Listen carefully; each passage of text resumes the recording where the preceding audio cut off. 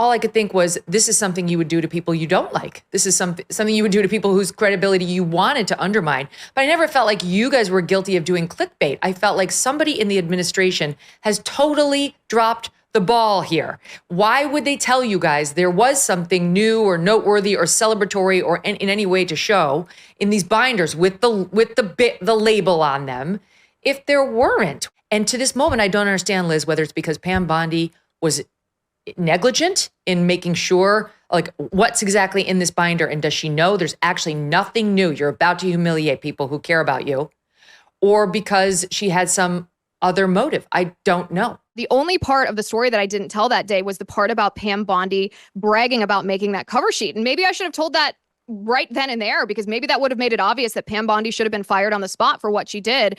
The only explanation that I can think of, and this is an explanation that is based on a pattern of Pam Bondi's behavior, is that she wasn't telling the truth. Not necessarily because she's corrupt and trying to hide the contents of the Epstein files, but because she's click thirsty, because she was more interested in making these big promises on Fox News, being a Fox News star and a mega champion.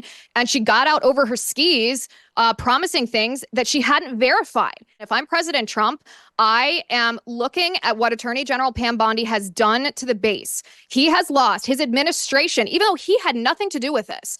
His administration has lost a tremendous amount of goodwill with voters because people care viscerally about the Epstein files.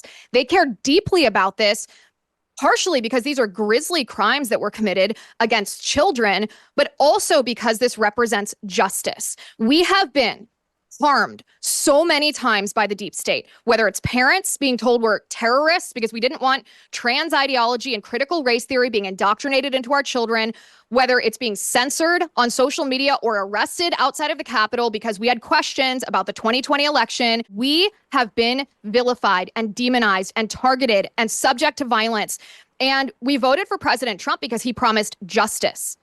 Justice does not mean memory holing all of these bad things, this harm that was inflicted on us. It means finding the people who committed the crimes, charging them with those crimes, holding them accountable in a court of law, and sending them to prison for what they've done. She is telling us, ignore the evidence, the anomalies, the suspicious, fishy things surrounding Epstein's operation and his person and his connections and his death, and instead believe me. Without evidence. She's telling us to ignore what's before our very eyes and believe her instead with no evidence. And Megyn, there is not a politician in this world that you should extend that amount of blind faith towards.